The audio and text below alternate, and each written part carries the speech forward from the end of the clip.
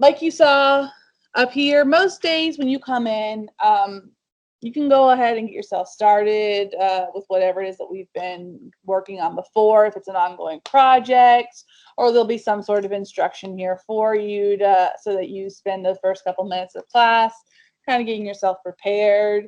And then a couple minutes into it, I'll really get us started and going for that particular day. There'll usually be an itinerary written on that whiteboard that we'll kind of knock out, boom, boom, boom, boom, as we go through the day, so that you should kind of get used to this as your general early class time routine. There we go. So if you are not familiar with D2L or struggling with it or anything like that and haven't quite gotten the hang of it, let's go through that right now.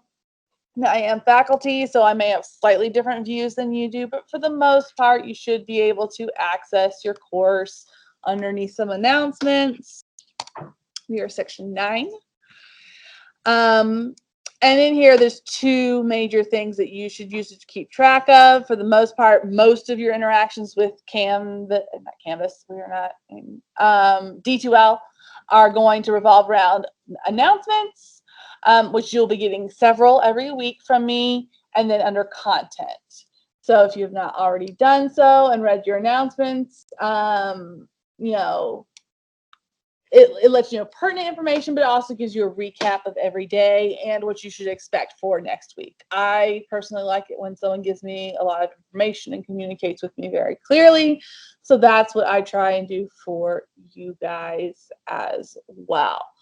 So you can see announcements, and there are even earlier ones, updates with COVID policies, Blick Art materials, all that kind of stuff. So Blick Art is going to be on this campus on Thursday. That's the only day this semester that they're going to be on campus. Then I do have, of course, permanent stores that you can go to. And the student art store on campus, I've been working with them a lot, and they should have, if not all of your materials for this class, most of them. In terms of like what stores I recommend the most, of course, the on-campus student bookstore for what you can get. And then places like Binders and Dick Blick, they staff artists. They staff people who are knowledgeable about materials, and they tend to give really good advice, and they tend to also carry some of the higher level stuff. Not that you can't find most of the stuff at, Hobby Lobby or Michael's, or some of it even at Walmart, or definitely Amazon. But what is really valuable about an art supplier store, and this is something we're going to focus on a lot in class, is like your materials and your medium, they really matter. And they impact your art a lot, both in terms of like selecting the proper quality, but also selecting the right material for the right job. And so you can go to a place like Michael's or Walmart, but they're staffed by people who are just in there, to get the job and get the job done and to get out. Whereas people at those stores like Binders and Dick Blick that are a little bit smaller, a little bit more specialized, tend to hire more specialized people, and those people, their advice can actually save you money and save you heartache and really help you out. I know the people at least at the Blick stores personally. They're really very knowledgeable. They understand stuff, and they've got coupons going out right now as well. So be thinking about where you want to be getting your supplies from. Blick is specifically they are selling other materials, but they are specifically selling these foundations kits. I don't require the foundations kit. If you want to go ahead and get it, you will use those materials, if not all in this class, in your drawing and in your later classes. They're definitely great foundational materials, but I have my own list of things that I want to get. So if you just want to stick with my list and skip the kit, that's absolutely fine. Totally fine. But they will be here on Thursday, so that if at the very least, you can talk to them about what they've got. In terms of COVID stuff, the big thing that you need to know, there's no required mask policy. There's no required vaccination on campus, although they are highly encouraged. And if you can get the vaccine, I encourage you to do it. I have gotten mine. I will, as a potential carrier, and because I know many people who've been affected by this and who've lost family members and stuff like that, like, I want to keep the spread down to its absolute minimum. So I'm going to be keeping my mask, wearing a face shield during lectures. I'm going to be mindful about sanitization. I request that everyone else, be mindful of your sanitization. Be mindful of how much you are in other people's spaces as much as we can, be in like this little sardine can.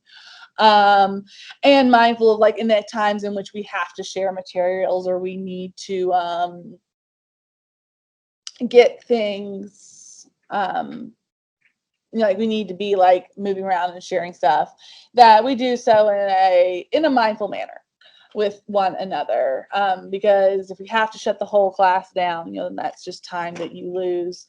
That's information that you lose or that you have to kind of compensate for.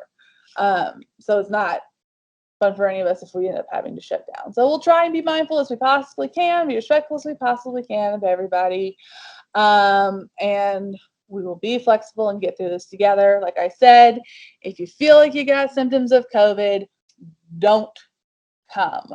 Get a test. It will not count as an excuse. It will not count as, an absence against you if you are absent from class and you give me a COVID test.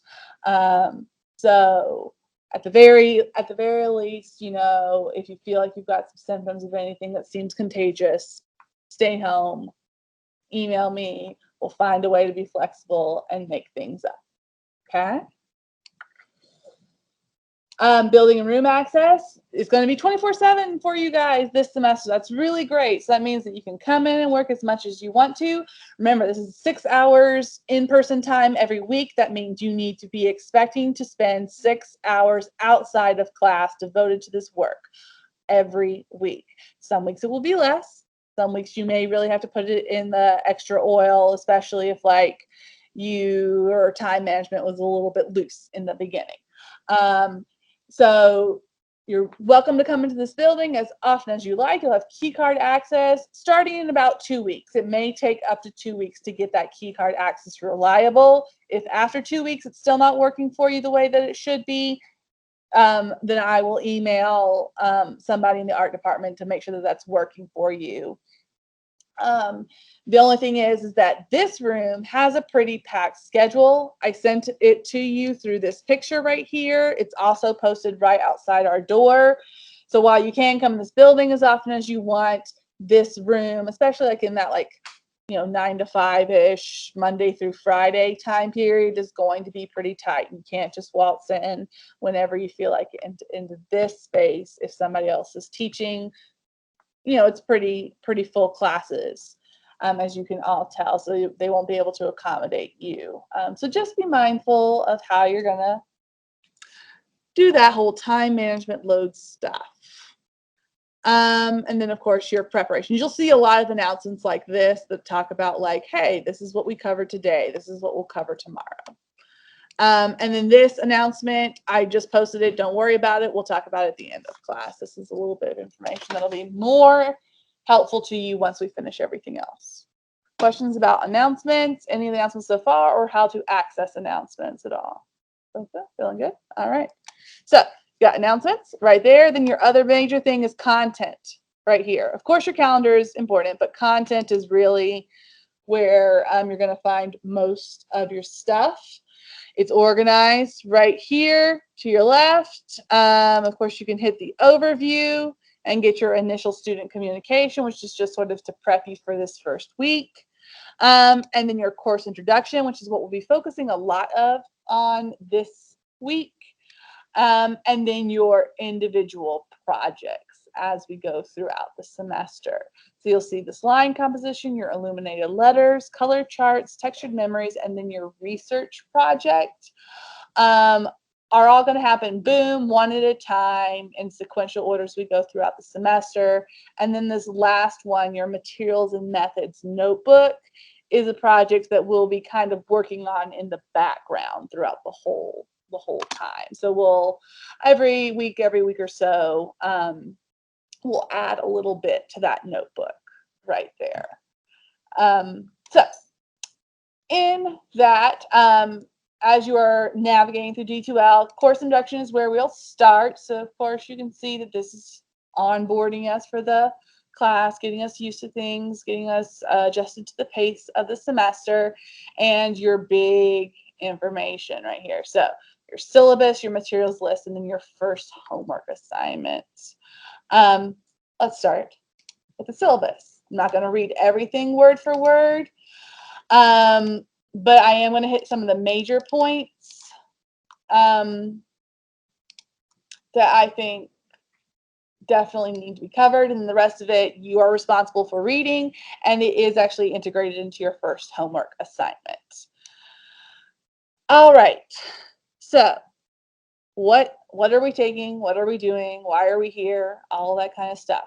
2D design is a foundation level studio course, which means that like it should form the basis upon which you build your artistic practice. A lot of you guys are going to go in many different directions. We've got graphic designers who have to take this. We've got art ed has to take this, visual arts, animation, all kinds of the digital arts as well. You all got to start with foundations of 2D design. And so we're going to be examining what builds a proper structure for you to make a successful artistic or visually communicating practice.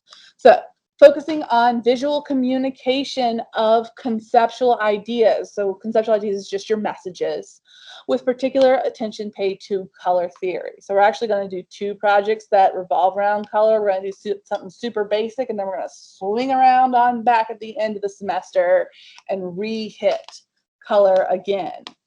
We're going to explore the applications of your elements and principles of design while you work on technical, time management, and problem-solving skills as you translate design concepts to 2-dimensional substrates. So you're taking what's in your head, an idea, and you're putting it down into something that is a physical representation and communication of that. This course also pays particular attention to medium and materiality by using a media testing book. Again, we're going to review that a little bit more when we talk about our materials list. So, through hands-on application and problem solving, combined with supplemental readings, videos, and written responses, you're going to develop a deeper mastery of technical skills and strengthen your grasp of terminology, materials, and conceptual analysis. You guys come from a bunch of different backgrounds. I came from a background where like my first proper art classes were in college. I didn't know that I was going to be on an art trajectory until I wound up like right in the middle of it. And some of you may be coming into this class with a lot of experience and a lot of skill, and that is great. This will help to reinforce those skills and to help you to broaden yourself. And some of you guys are coming into this with like no experience almost at all, and that is also great. It's a perfect time for you to lay that foundation. It's a perfect time for you to sort of start to explore what resonates with you, what doesn't resonate with you. You're going to do stuff in these classes, I mean all throughout college, but especially in these foundational classes where like it's not really speaking to you. And that's great. Now you know. And there will be things where it really does speak to you. And that's even better because now you have something to latch onto. I do not like spelling with the mouse. Okay. So this course is designed to provide you with a better working knowledge of your tools and materials through application and experimentation. Of all the professors who teach foundations, I'm probably the one who is most focused on materials and medium. I feel very strongly about that. I feel like understanding what materials, how they work and all that kind of stuff is essential to being able to successfully then use them. So we are going to spend some time with that. You're going to have a deeper understanding of successful application and critique of visual communication. through the form of elements of art and principles of design. It can be very intimidating to use like what we call quote unquote art speak. And it can often feel like when somebody slips into art speak and talking about that stuff and critique that like you may feel like you don't have enough um, to stand on to be part of that conversation, but we're going to be fixing that in this class. We're going to give you we're going to break everything down to like the most essential building blocks to the easiest to talk about stuff. And then from that foundation, we're going to build up into more complex conversations.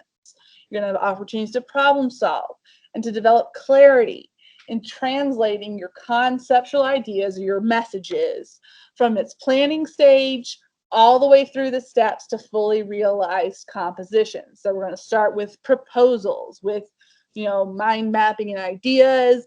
We're going to do rough drafts. We're going to review those rough drafts. And then we're going to go through and improve and fix things. And then we're going to get our fully realized compositions. And then we're going to critique those.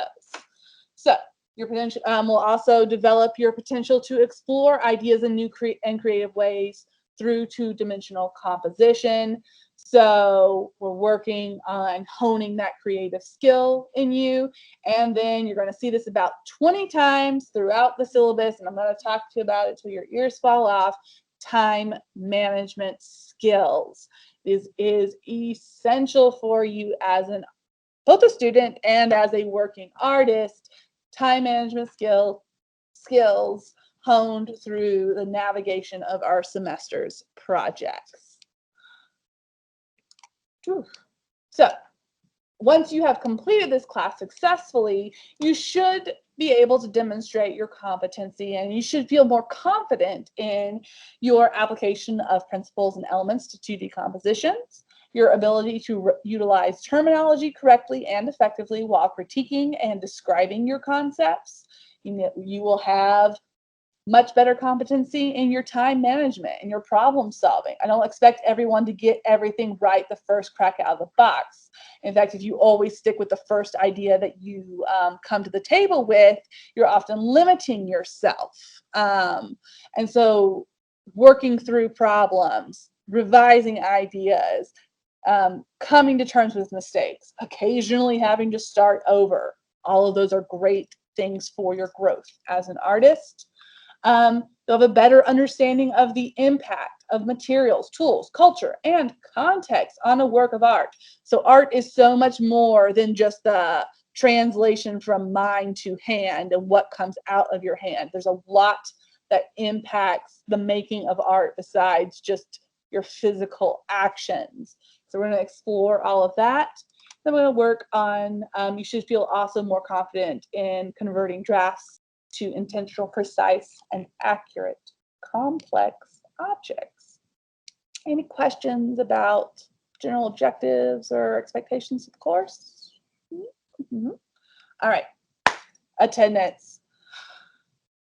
So you're going to hear like about how important attendance is, and then we're going to talk about flexibility. It is important to attend class as much as you possibly can because regular attendance is directly related to your overall success, especially in a studio class. This is hands-on time, and you are paying for time to be with me. I have gone through a lot, of sorrows and heartbreaks and learning and successes and challenges and all of those kind of things. And I am a tool here for you. I'm the number one tool that you're paying for in this school. And so the more time that you spend with me, the better use you get out of me as a tool. And so your success in this class will improve. Absences and tardies hurt your class participation grade. And that's, oh, hold on. This is left over from when we were distancing. So we actually are meeting twice a week. We're just packed in like sardines. So ignore the part about we only meet once a week because we do meet twice a week now. I am flexible in class. So if you need to go out, take a phone call, we're here for 3 hours. If you need to take a phone call, if you need to grab us something to eat, if you need to, just shake it out and walk it off and things like that, that's totally fine. But if you're gone for like 40 minutes, if you leave like 40 minutes early, if you are here like half an hour late, those sort of things are grounds for tardiness, which then adds up to absences. Once you hit 3 absences or 6 tardies, or whatever combination in between, every absence after that third one is an automatic 5-point deduction from your participation grade average, which when we go and look at grading, your participation grade average right there directly links to your grade. So basically it's 5 points off your total grade once you start hitting into your higher number of absences. Like I said before, I will not count excused absence, or I will not count absences for medical leave or with a COVID test against that record. Okay. So if you have to quarantine, it doesn't count against that. And if you are flexible with, if you are proactive about your missing classes and you make them up by attending online digitally, like I have people in the Teams meeting right here with me, then that will also not count as an absence for you. So I will be flexible if you are proactive. And then, of course, medical leave, personal leave relating to personal emergencies or family emergencies, and then military, jury, or civic duty.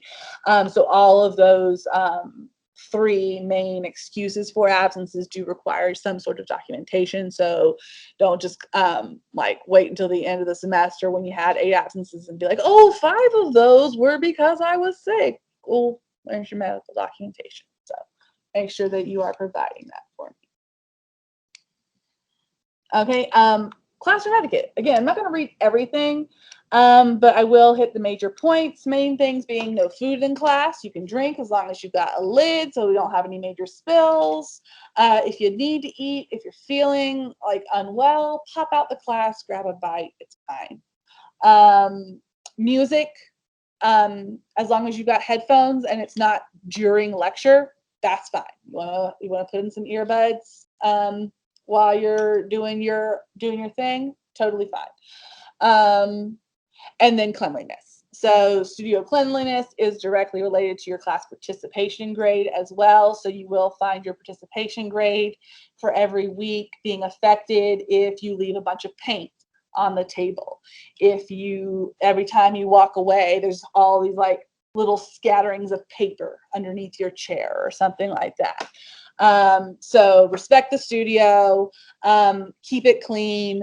When you leave, if you are coming in outside of class or if you're staying after class and you're the last one to go, make sure the door is shut behind you. We have unlocked cabinets in here so that you can access materials and you can keep stuff in here, but we want to make sure that the room is secure so that, if things start to walk off, then we can narrow down what's happening a lot faster. And that really can't happen if the door is always open and anybody can just walk in that wants to. So maintain that. And then, of course, read all the rest of the things so that you can be a courteous and active and engaging part of the studio process. That's a big one. Do make sure that you put your name on the back of your projects, because if I'm sitting here having to guess who one of 5 projects belong to in order to give you your grade, you're going to get a deduction for it. It's more time that I have to waste, so that's where it comes. So if you submit a project and there's no name on the back of it, I'm not going to get graded until I find out whose it belongs to, and then once it is graded, then it's considered late. So super easy, 2-second solution, put your name on the back. I'll remind you a bunch of times. Okay, our class structure. Bring all pertinent project supplies to class. That does not mean you have to bring the entire class's material list every single time, but you do need to bring the pertinent supplies, and that's what that announcement is about. We'll review at the end of class what's coming up. Your classwork consists of assignments and more extended projects done in various medias, and each assignment or project, again, needs to be signed with your name on the back. If you're seeing something that's repeated in the syllabus a bunch of times, it's because a bunch of people make that mistake. So you don't have to be one of those people. We will have projects and critiques. So we are a project-oriented class. So most of our time, not all of it, but a good over half chunk of it is going to be devoted to working on specific projects. You'll be given a certain period of time to complete them. Each project has one in-progress critique and then one final critique. Usually the final critique's on the day it's due. You're expected to participate in all critiques, whether it's asking questions, you can offer solutions, or you can just respond to something. We'll talk about critiques when it becomes pertinent. Critique is not meant to tear anybody down. It's not meant to embarrass or humiliate or to expose people. Critique is designed to get everyone talking, to share ideas, to make each other's ideas better, to show each other like, hey, where can we learn from this particular mistake? Hey, have you considered exploring this in this kind of way? We're making connections, we're practicing our vocabulary. So work needs to be shown during your critique, which means it will be put up for display with the entire class. If the work is not complete, then you can show the incomplete work and it will just be critiqued and graded in the current state that it is. Or you can choose to not put up the work for that critique, in which case you'll take a late grade, you'll take 5 points for every missing class period. So if there's just something happening that particular week and you're like, I can't get this project done, it's not going to happen, you can take the 5, you can present the next class period, and work from there. Of course, it's 5 points per period. So after 6 periods late, you have essentially failed the class, and not the class, failed the project. Failed the project. And we're going to move on from that. And you also have one opportunity to improve one project for a higher grade. So in order to recover points on that resubmitted project, you need to show that you took all constructive criticism into consideration in order to improve that project. And you will be, everyone always gets a feedback sheet for every project.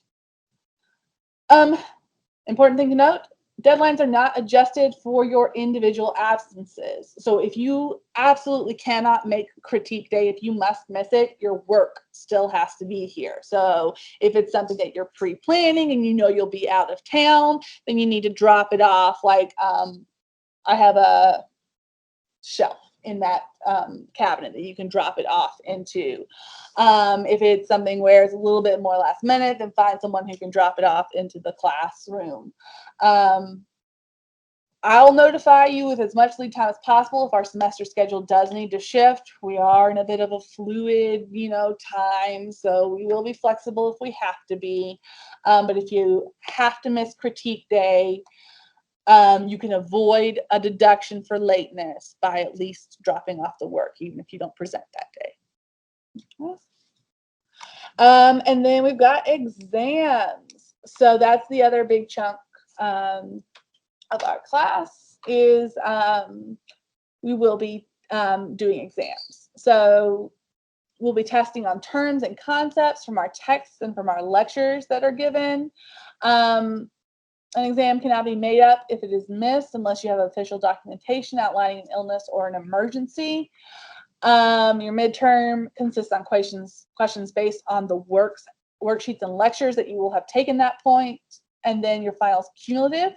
Your exams are open note.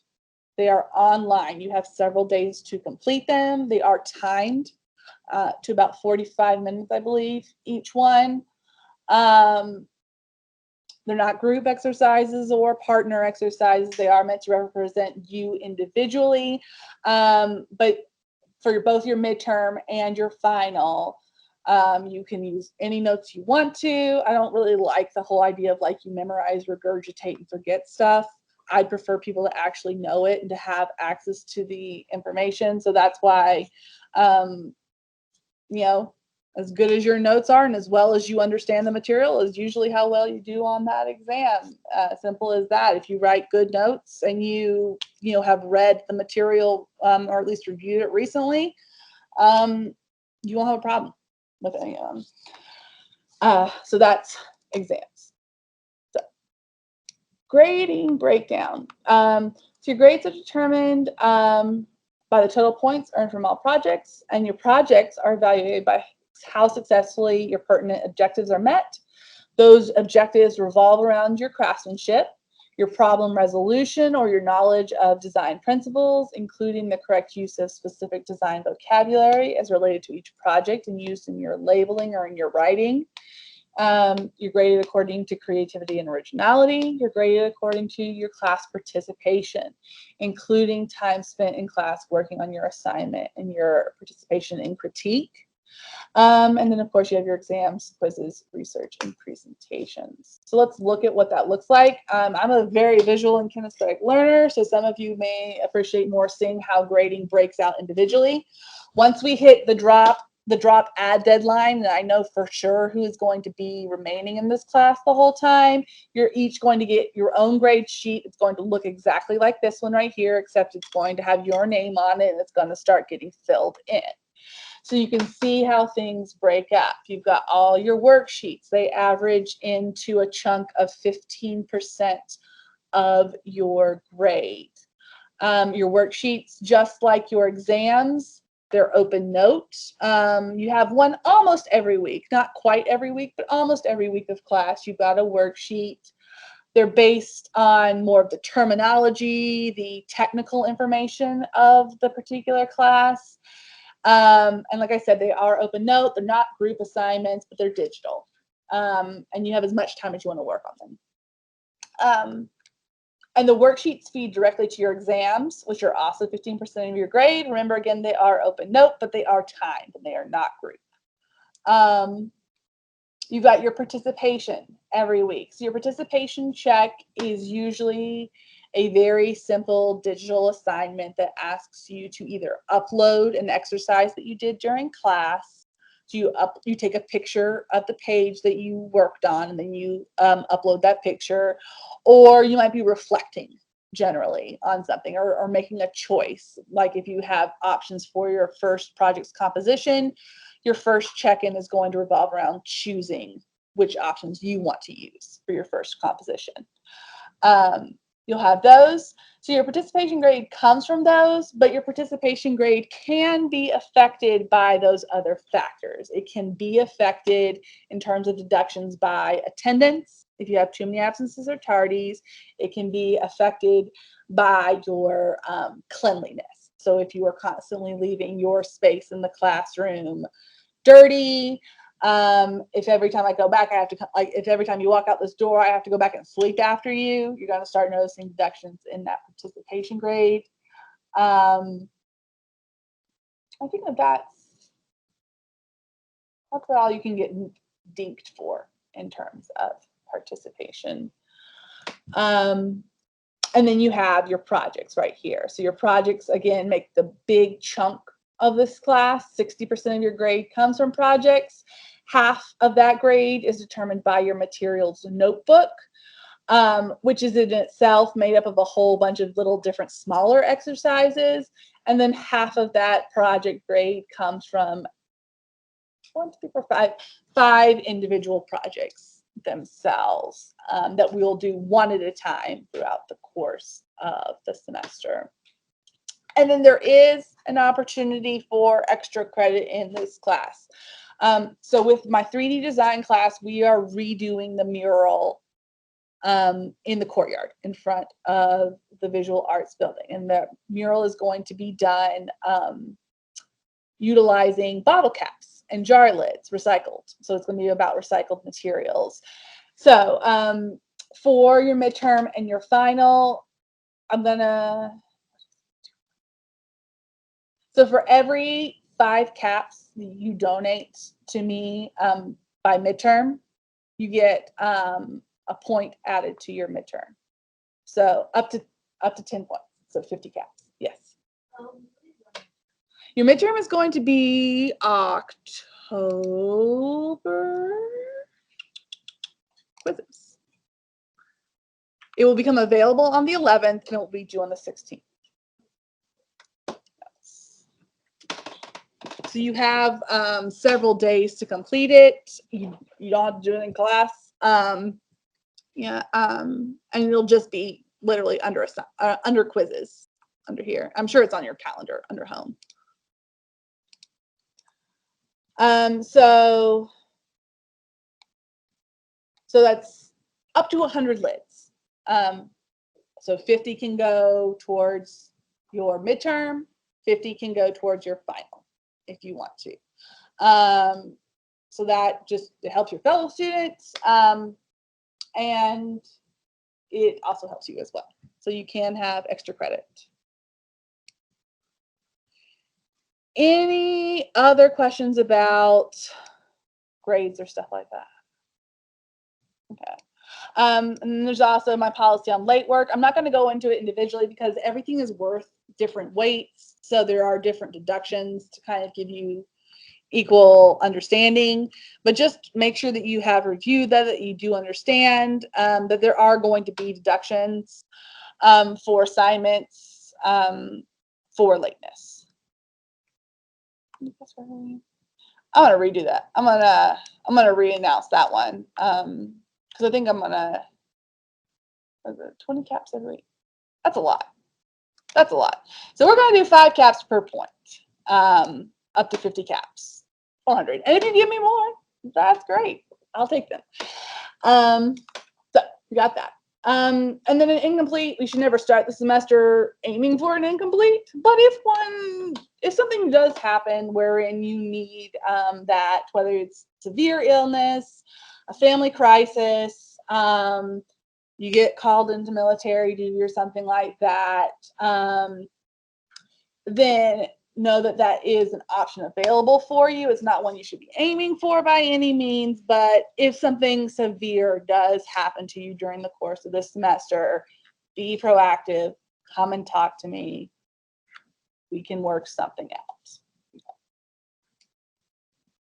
The university statements, these should be in every syllabus that you've seen so far, so I'm not going to read them, but you should know that they're here and that I am applying them in this class. So academic integrity, don't cheat.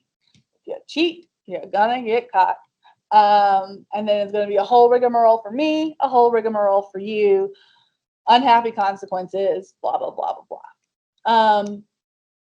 Disruption of campus life. So make sure that you are behaving in a courteous manner with your fellow students and myself. Nudity disclaimer, we're not doing drawing from life in this class. It's probably going to happen in your drawing classes. But we are going to be looking at works of art that do contain nudity. So understand that the human anatomy is part of learning as an art student. And I expect everyone to behave maturely when we are discussing the nude figure, whenever that should come up in class. But we're not going to have any actual drawing from life or any nude models in this class. Accommodations. If you need accommodations, contact me early. Accommodations cannot be applied retroactively. So if you screw up on the midterm and then you come back to me the next week and say, I'd like to have accommodations for extra time because I didn't feel like I had enough time, I can give you accommodations for the final, but you can't retake the midterm. So if you do need accommodations, get that set up with me now so that I can help you out. And then, of course, safety policies as well. Like I said, not every art material that you work with is necessarily good for you, especially in all applications. So don't use spray fixative in the building.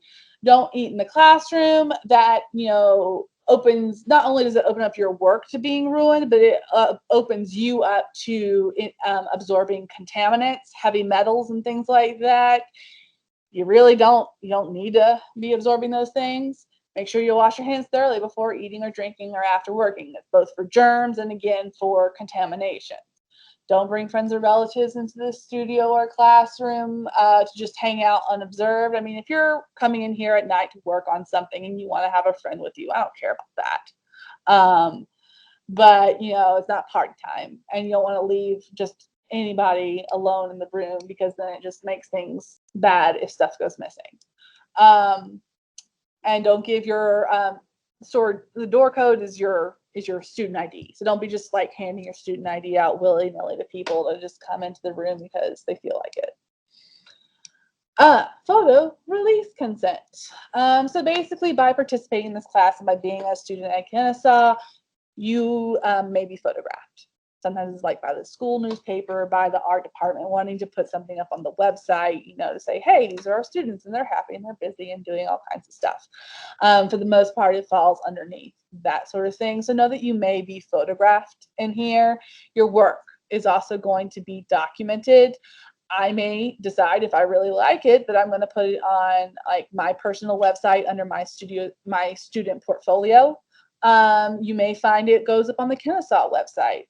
When I have a really successful project with students, I will send it to our school's social media accounts. You may find yourself on our Instagram and things like that. So just know that by participating in these classes, you have released consent to have like yourself taken a picture of on campus, or your work might have images taken care of it. In this class, I won't be like taking pictures of your faces or anything like that. I may occasionally say, hey, this is a really good opportunity for me to take a picture for students to see what something looks like in progress. And I may take a picture of that I'll always ask you for your consent. And I may, as we document your work, either publish it myself or send it to someone to post it somewhere as well. Just know that may happen. And then this is all the COVID-19 stuff that is current. Of course, this may change. In fact, if it doesn't change, I would be kind of surprised, but whatever. So this is the current policy for COVID-19. Like I said before, I'm not requiring masks. Of course, the school is not requiring vaccines, although both of those things are recommended if you can get them. The only thing that I ask of you is to be mindful of others in terms of personal space, in terms of sanitizing yourself and the things that you come into contact with on a regular basis. To be mindful and respectful of all others. And if there is a problem, you can always come and talk to me, and either I will find a solution, or I will put us in contact with somebody who can find a solution. We'll work through it together. And if things change, of course, the school's COVID-19 page will update. I will send you an update. You'll hear a million things about it. So it may change. If it does, I will give you as much warning as I possibly can. All right. Any questions about the syllabus and all this kind of information? Yeah. So if the building is open 24/7, and you said that there's a lot of time, like you have the schedule on D2L that says when people are like in here, where could we go otherwise in this building to work? So there are some of the labs have open hours like during daytime. Yeah. There's also going to be a couple areas in the building, like that area, that nook. Yeah. Is open. That's about it in the building. I just didn't know if there was like a bonus space, but that makes sense. So, yeah. All right. I believe room 108. There is a room that doesn't have any classes in here. It was the old drawings. The old painting studio is now the new 3D studio. But there is one room that I don't think has any classes being taught in it. I'm not sure which room it is. Okay. I'll figure it out. That makes sense. Yeah, it's a little tight this semester. Other questions? Yes. Does it matter what size the ball is? No, it does not. It can be I mean, you can get them as big as you want. It can be as tiny as you feel. It doesn't matter. Bottle caps like jar lids, lids from pens or pencils, caps from like shampoo or toothpaste, all of those sort of disposable, single use. The only thing we're not looking for, and you're going to see some signs start to pop up around the building in the next week or so once we have it figured out. The only thing we're not looking for are paper caps and lids, like foil, anything that can be crushed really easily or crumpled. So as long as it's a sturdy material, thicker plastic and glass, I'm not glass, metal, you're good. All right, so that's the syllabus, and we hit grading, and we talked about extra credit. Excellent, excellent, excellent. Let's talk about your materials. All righty. So I'm gonna put this on camera. Okay, we're gonna say that's good. All right. Now you guys, of course, can watch me physically if you feel like. You don't have to watch the screen of me. But we're gonna review your materials list. So to find the materials list, we go to content. We go to 2D materials list right here. I decided to resort it more by material, and then I've got a separate announcement that is by date. If you've already looked at this one, it looks a little bit different. It's the same items though. Okay. All right, so first thing you need is you need a notebook of mixed media paper, at least 9 inches by 12 inches. This one is bigger, so it can be bigger, but at least a 9-inch by 12-inch mixed media notebook. You don't have to buy a textbook for this class. Instead, what you guys are doing is you're making your own textbook. So what we've got in here, and you can customize this however you want to. So if you really enjoy working with gel pens, if you really enjoy working with, soft pastels or colored pencils or anything like that, you can customize this book to be however you feel like, or if there's particular papers that you like working on, you can customize this. But what we're going to be doing is we're going to be a series of technical tests. So you can see mine is more involved than yours is going to be, unless you want it to be more. But I'm showing you sort of like the possibilities that can happen. So we're going to be testing things like character, which is how something applies, whether it's wet or dry media.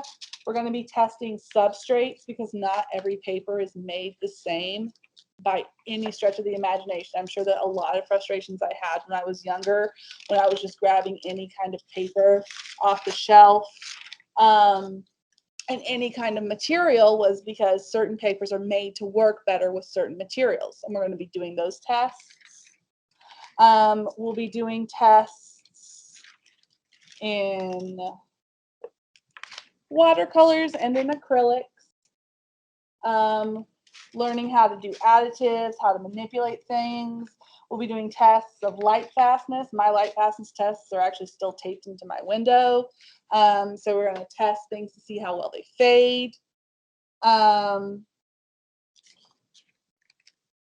We'll be doing some more tests as well, like tests on coverage and mixing strength. So how well does something retain its opacity? How well do things cover one another? Because all of that stuff is important when you're choosing like what materials to even buy in the first place. That can save you a lot of heartache and grief by just understanding your materials a little bit better. You'll need Bristol board pads. I'll put them right here. So Bristol board can come in kind of two main styles, I guess is the word. So Bristol board can be, and what's more of an illustration board where you buy a single sheet, it's super thick, it's like about that thick. Or you can buy pads of Bristol board right here. Bristol board comes in vellum and in smooth. So vellum is slightly textured and smooth is smooth. There are certain projects where I will recommend you get smooth, or I recommend that you get vellum, and that's because I'm considering the kind of material you're going to be working with. You can use just one for the whole class, or you can buy a smooth and your friend can buy a vellum and you can share sheets in between each other. So like, for instance, our line project is done in ink. And so I recommend smooth Bristol board for ink projects, because then you don't have to worry about that texture showing up so much and kind of making your ink work look speckly. But for colored pencil projects like your color chart, I recommend you use vellum because that texture helps to pull the material off a little bit easier for you. So again, it's not like you have to get both you have to get both of them, but it does make your life easier to have the option to use some for some and some for the other. So if you want to, if you know you're going to be taking a bunch of these classes, you might as well get some Bristol board because you'll be using it a bunch. I know it's one of the common sheets of paper, but if you can, like, get one and split it with another friend or maybe between a couple people, you can do well through that and save a little bit of money. 9x12 is the minimum that I recommend for you. You can get bigger and cut it down if you want to, but 9x12 is the smallest that you can that I recommend, so that you can still get the sizes of projects that you need. Oh, the trading cards, yes.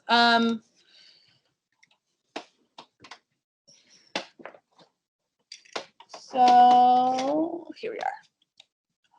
So part of your testing the materials notebook is to see like what different kinds of paper will do to your materials. And so the cheapest way that I've found in order to do those tests is to get 2 of these packs right here. This is Strathmore's assorted pack of artist trading cards. And so it's got these little 2x3 inch pieces of paper, and it's got all different kinds. It's got vellum, smooth, Bristol, canvas board, textured, watercolor paper, illustration board, and acrylic paper. And all of those have different absorption rates and different textures on their surfaces. And so those 2 different things will make different marks with your different materials. So you need 2 of those. And then you also need some gray crescent board or foam core, as long as it's like heavier weight and gray. That's all I care about. It doesn't have to be any particular shade of gray. And that's going to be for mounting your projects on during presentation. If you mount your projects with masking tape onto them, then you can probably reuse them from project to project. If you glue on your project, then it's permanent. So just know that. So you got those. Oh, yeah, that's right. You will need, this is probably the most expensive thing that you're going to buy for this class. And you can split this with another person, maybe even 3 people, but at least you could definitely split it with one other person and not and cut down the cost. You won't run out for this class if you split it with one person. So the first is the golden heavy body artist introductory set right here. I mean, if you want to buy each tube individually, you can, but the nice thing about your more high quality artist grade brands of paints is they'll sell small kits and sampler sets a lot of times for you to get to know the material without having to spend a ton of money. I think this and that they're $30 a piece. But there are coupons that you can use on them too as well. And I know that Blick has a coupon out this week right now, probably through till at least the end of the month. So you'll need the introductory set right there of 6. And then you need the textured set of 6 as well. I think at like Michael's and Hobby Lobby, these come as tubs instead of as tubes. It's the same thing though. So whatever format it comes in or packaging it comes in doesn't really matter as long as it's the golden acrylic textures set. So you'll need those things right there. Those are probably the most expensive things you'll get in this class. Then another sampler set from another brand that's kind of a little bit high, but this sampler set is a lot less expensive. It's only $5. And I just said it. It's called a dot card. So a dot card is made by watercolorists and watercolor brands. Daniel Smith is an extremely good, very expensive watercolor brand. So what they do is they sell, because watercolors can be dried and then reconstituted infinitely, basically, as long as you have more water. So they've actually done these little dots of paint on the card, and you can pick up the paint with a wet paintbrush. So for $5, you can get the single sheet card. That's all you need for this class to get you through all the projects and the testings that we're doing. They do make another one that's, I think it has like 238. So they have a 238 color one for like $25. You don't have to get it unless you just really feel like testing some watercolors out for yourself. But you just need the single page Daniel Smith 66 dot card.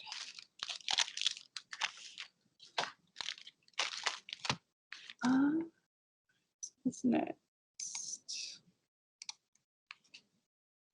Okay, so you need at least one of each, a red alcohol and water-based artist grade marker. So let's talk about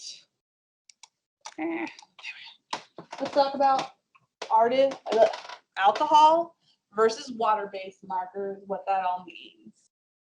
So a couple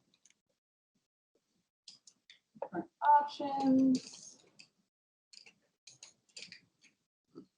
I only have my Copic blender, but it'll do. Okay, so water-based pens don't have a smell. They take longer to dry, and they're not, as resistant to time as alcohol-based markers are, because it's a lot easier to reconstitute water because we live in a world that's full of water. So it can be more affected by humidity and moisture and things like that. Tombow is a really great artist grade brand of water-based markers. Of course, you are probably familiar with water-based markers through Crayola. For this class, I'd recommend something like a Tombow, a little bit higher quality.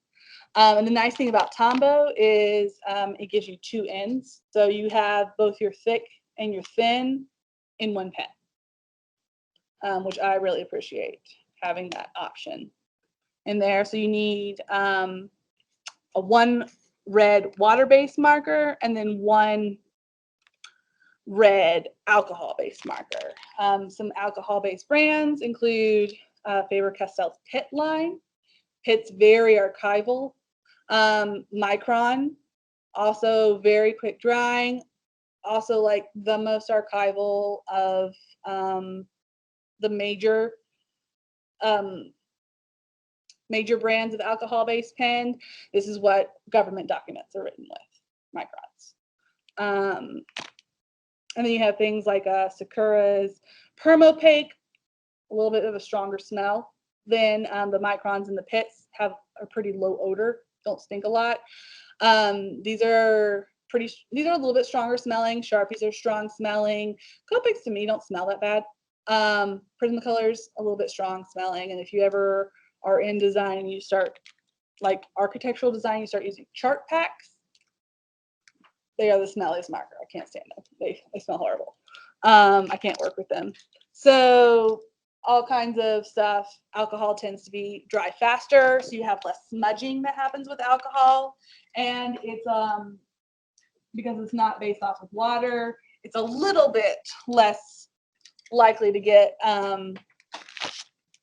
messed up over time. There are solvents that, of course, work with alcohol pens, but they're just not as common in your everyday life.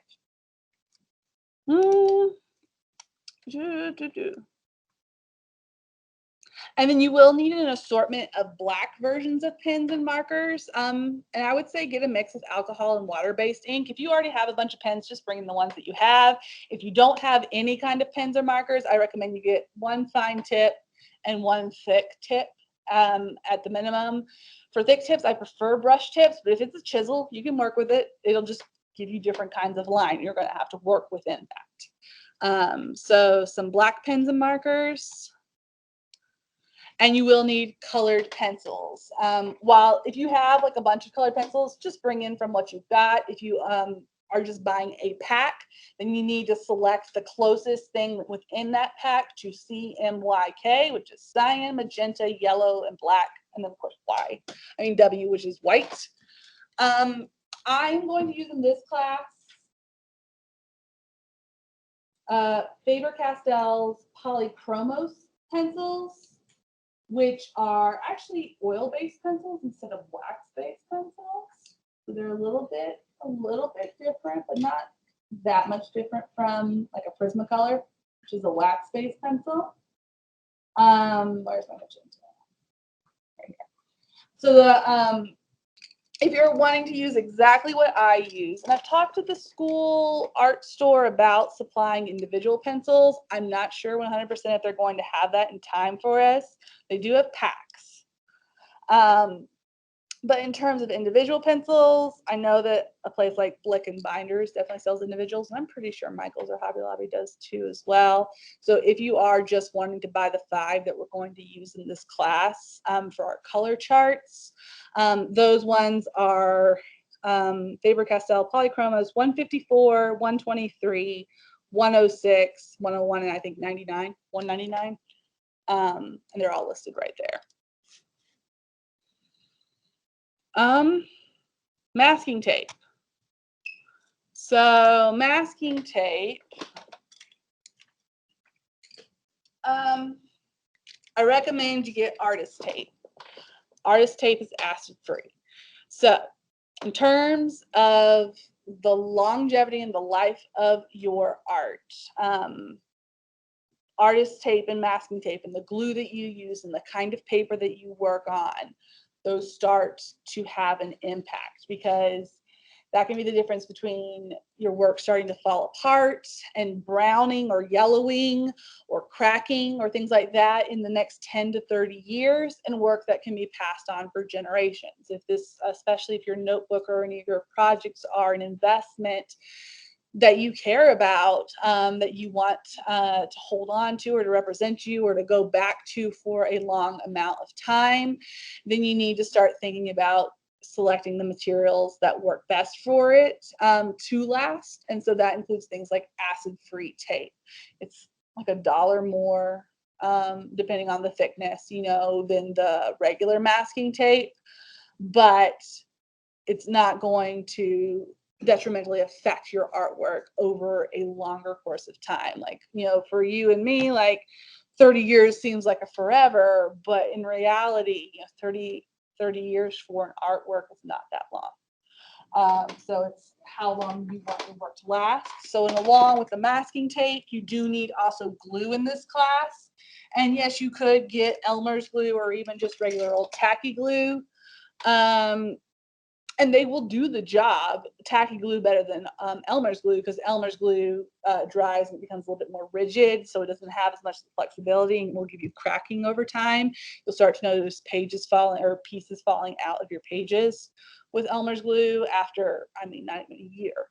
But then you have something like a pH neutral or acid-free polyvinyl acetate, and that is going to be something that will not damage your work over the course of a much longer lifetime. So it's a good idea in these foundations classes to start building the habits towards making work that will be able to last and preserve, or at least to know the difference, so that when you get to the point where you're ready to preserve your work, you know what to do. Okay? Oh, so I feel like there's something else.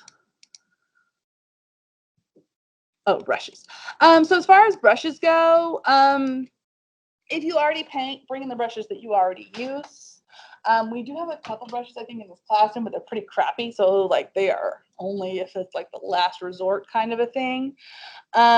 If you don't have any brushes because you don't do much painting on your own and you want to just get a good variety, Princeton makes brushes and they're real value packs, the 9133 and the 9148 specifically. If you buy those two together on like the coupon or something like that, it'll give you a good variety to get through this class quite easily. Otherwise, you know, at least one like smaller round brush and one like 1/2 inch to 1 inch flat brush. We'll talk about all of that sort of stuff. Having one of each of those at least will get you through most projects throughout here.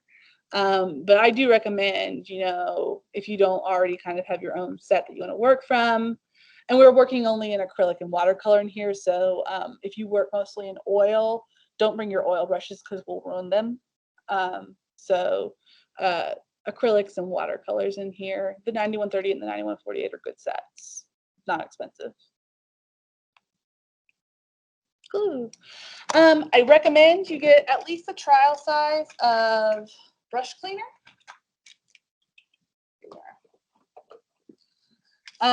So brush cleaner right here. It's time to start thinking about like care of your tools and care of your work and how to preserve and to make things last and to give yourself some longevity. The better care you take of your brushes, and eventually the better brushes that you invest in, the longer they will last and the better lines they will make for you. If you let your brush dry halfway with the paint on it before you even rinse it off and then you just shove it in your backpack, it's not going to make it crisp line the next time you try and paint with it. It's going to be damaged.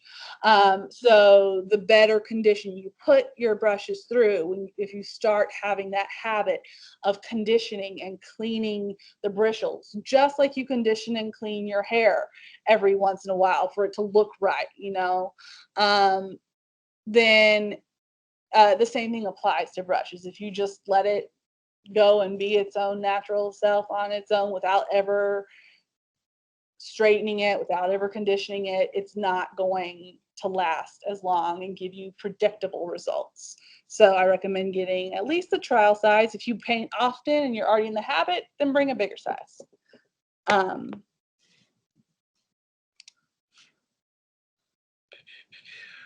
All right. So an X-Acto knife and a pack of cutting blades extra.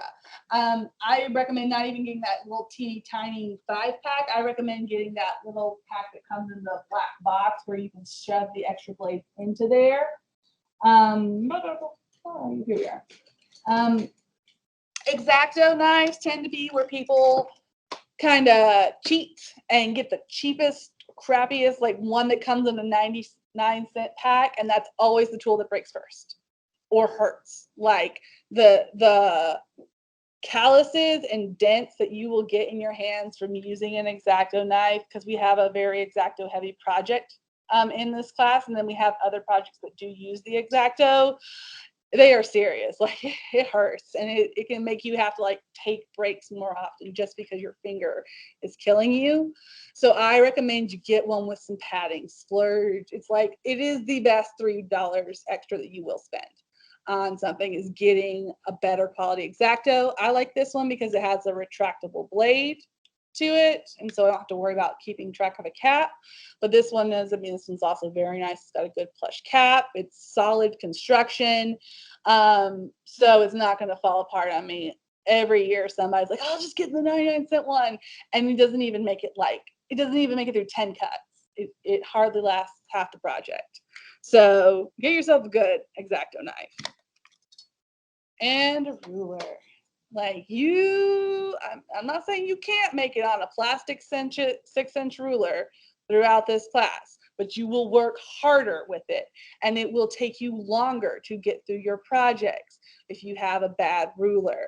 The Aluma-Cutter is an excellent ruler. It has foam on the back side. It's got this wonderful cutting edge so that your hands stay secure behind the bevel, so that your fingers don't get cut, so your knife doesn't slip and you get weird wonky cuts.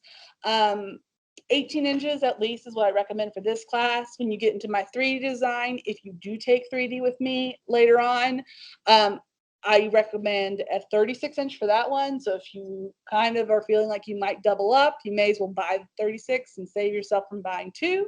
Or you may decide, hey, I want an 18 and a 36 because sometimes I'm in a tight space and sometimes I need to work on larger things. So that's that right there. And then hand in hand with the ruler is, of course, a cutting mat. Same thing as the ruler.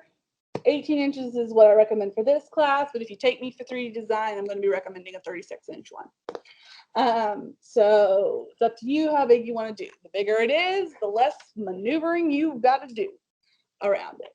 So, and a cutting mat is also like not negotiable in this class in terms of when it's time for you to do cuts. You cannot cut straight on these tables with your X-Acto knife. You're either going to have to sacrifice your notebook and cut on top of your notebook, or you ain't cutting in this class. So if you are going to make it through project 2, and there's you'll have to cut down your foam core for project 1 and cut down your Bristol boards.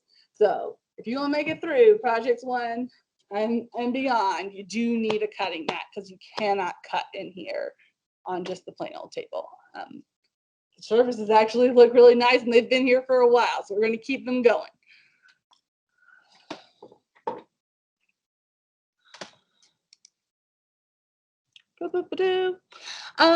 Compass, protractor, drawing guide tools. It's up to you what of those you want to get. They don't have to be expensive. They can be like little picky things. But you will be using them, like you'll be drawing a lot of circles. You'll be doing a lot of things where you might want angles and things like that. So having a compass and a protractor on hand is recommended. And I mean, compasses are not expensive. You can get a little one like this, which I like very well. You can get, circles up to, what about 8-10 inches in diameter from this guy. I mean, it couldn't have cost 99 cents. It came in like something for free, I think. So a compass, protractor, drawing guide tools, any kind of palette, plate, paper, palette paper sort of a thing will work for this class. It's up to you what you want to do your paint mixing on, but there will be times where you will need to do paint mixing. For myself, I go to the dollar store and I buy a frame. I take out the back. I just leave the glass in. I like to color mix on glass because unlike plastic or coated papers or things like that, glass is quite hard and durable, and there's nothing that you're going to be doing in this class in terms of scraping that's going to be hard enough to scratch the glass. And so what can happen is as you like scrape on palette paper or you scrape on coated plates or even on plastic, if you pick up little chunks of whatever it is as you're scraping and mixing, that goes into your paint, and then that changes the character and the nature of your paint, and it can add impurities and stuff like that. That's why I like glass. It's not going to mix up into your paint, and this is literally $1. So. And I also like the fact that I can put my paint in here, and if I'm done with it, or if I'm not quite finished with it, but I got to run, I can just wrap it in saran wrap and then be done. So it's really easy. Some kind of a cup for water. I don't care what that is. So, I mean, it can be a solo cup. It can be an actual, dedicated watercolor travel cup, which, costs way too much money for what it is, but it's portable. A palette knife of some sort. I just use a little dinky plastic one because we're not actually painting with it. We're just mixing with it. And then the last thing I've got on there is a light pad for tracing. Which mine is probably in there. But a light pad, when I was in college, these things LEDs were not really that popular yet, and you could not, like, in order to trace things, you'd have to go to this huge, you have to go to the architecture department, to go to these huge light tables that would have backlights behind them in order just to do a tracing. Very inconvenient.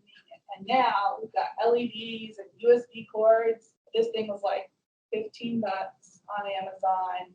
And when it's plugged in, it's not plugged in right now, it allows you to do tracing, which is going to be very useful for us in this class. There's going to be a lot of times where you do a rough draft, and then you can take the bones of that rough draft and just put it onto a new piece of paper to do your finalized copy. And it's a lot quicker and a lot faster and easier. I'm going to show you how to do graphite transfers here.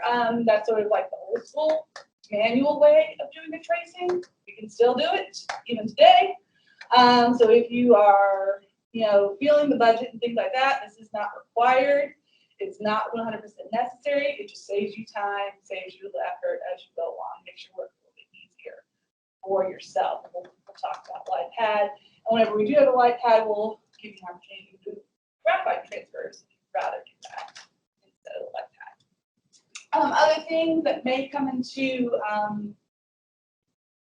pertinence in class, if there's like extra materials that I'm going to have us test on, or we have readings. I've got some books that can be helpful for you. Those will be located in these bins that have my name on them, and that way you can access them outside of class if you happen to be needing to do some extra work and we're not in class that way. So we'll find all that sort of stuff. All right. So all of that to say, I'm going to go back into,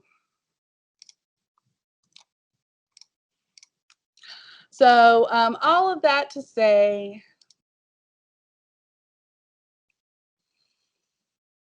we are going to be doing some stuff with materials. And like I said before, I'm thinking about it.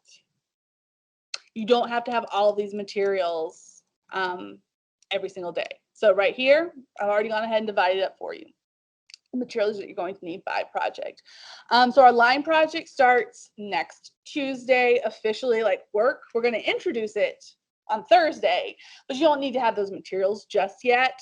So on Thursday, what I recommend you have is a couple pencils, some pens, and a notebook with you. If it's your materials notebook, that's great. If it's just another notebook to draw in, that's totally fine for right now. But starting next Tuesday, we'll start with your first project's worth of materials. So on Thursday, I'm going to introduce the project so you'll know whether you want to do it digitally or whether you want to do it physically and what those two different things require. But in the meantime, this is kind of what you should be expecting to get for the line project. And then do know that your mixed media notebook is an ongoing project. So your mixed media notebook, no matter what the project says it needs to come with you to class every single day. We may not use it every day, but have it so that you can be prepared. And if there's extra materials that you specifically need with the notebook, I'll send you an announcement like the week before that says, okay, for your materials notebook specifically, you need to also bring in X, Y, or Z. Like one day you'll need to bring in these cards and stuff like that. So I'll have all that figured out. All right. Any questions about materials, the notebook, general, blah, blah, blah? Okay. All right. We're doing good. So what's happening this week? What's coming up? What do you need to know and be prepared for? So on Thursday, we're going to introduce our first project. Thursday is going to be mostly lecture, but there is going to be a small little exercise. It's a good icebreaker for one. And for two, it also kind of gets us better into that mindset for our first project. So we're going to introduce project one, which is focusing on line. All projects have a main focus, but there will be other elements that we will also consider with them.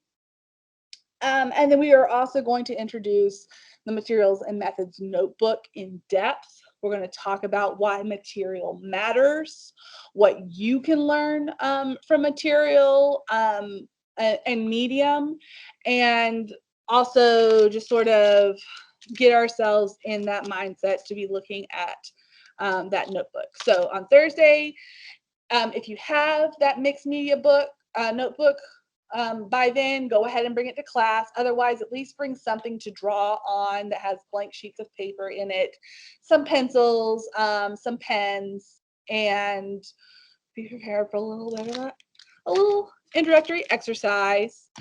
And then on the 22nd, which is Sunday, I'm giving you an extra day. Most of the time your stuff is going to be due on Saturday nights, but this week I wanted to give you an extra day since we're all getting used to things. So due on Sunday night, you're going to see your first two assignments. So that's your check-in one and your worksheet one right here. We're going to look at what both of those look like. Again, these are totally open notes. Actually, I wanted to open that up in a new tab.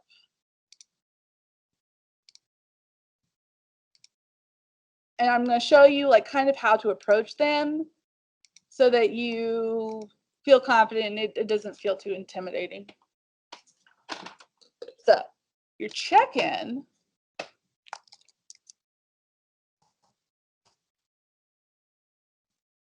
all right,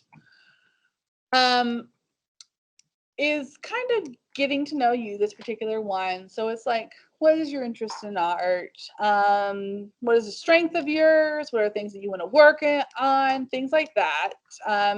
So the check-ins aren't so much about like answering things right or wrong as it is about just getting yourself in the mind frame for things. And then once we hit that line project introduction, which you'll know more about on Thursday, then you're going to choose those 4 qualities from the project list that you want to embody. And then you're going to upload the exercise, an image of the exercise that you do in class. So that exercise will be totally not homework. It's just an in-class thing. But the check-in helps me to kind of digitally keep records of you guys as we go along. And it lets me be flexible with you too if you don't happen to be in class. And then your worksheet. So every worksheet has listed what goes along with that worksheet. So you can see, okay, first thing is syllabus, art was it good for, et cetera, et cetera, et cetera. So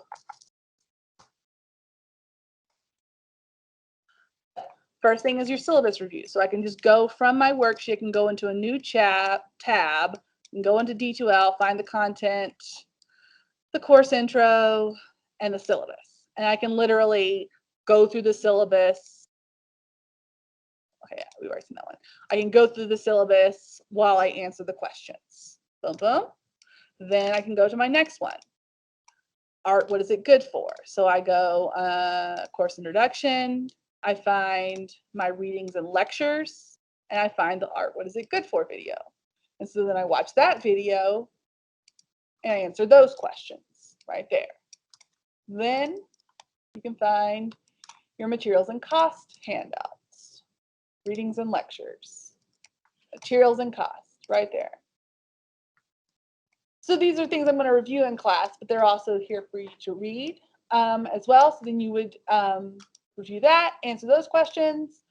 So you can see that the worksheet is more involved than the check-in. It's also worth more points than the check-in. But it's very laid out. Okay, this comes from that. This comes from that. This comes from that. So you can do that. And then this should also be really the foundation of your study guide as you are preparing for those eventual midterms and exams and things like that. But it's all pretty straightforward. Yes.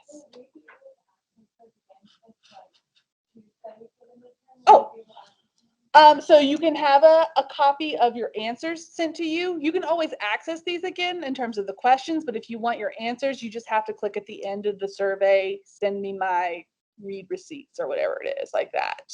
And it should then send you a copy of your answers. But you can always access at least the questions. The D2L, I don't shut anything down after a certain point. So you will have all of this information the whole time of the class. other questions. Alrighty. Yeah. Okay. So that was very good. We got through a lot.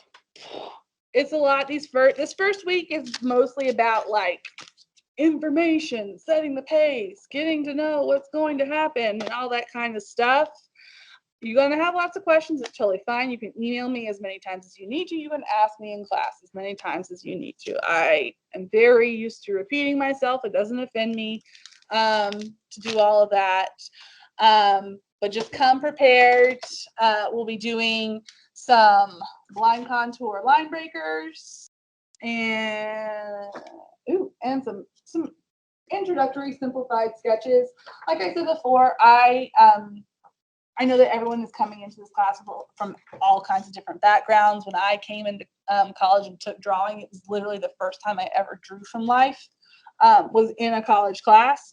So we're going to work on this as a foundational sort of a thing. You know, we're going to cover all the bases. We're going to really take our time, get to know the nitty gritty and all that kind of stuff. I think that's it for today. If you have a question, you can come and grab me. But other than that, if you feel confident, I'm confident, and you're confident. So we'll move from there. And be back on Thursday.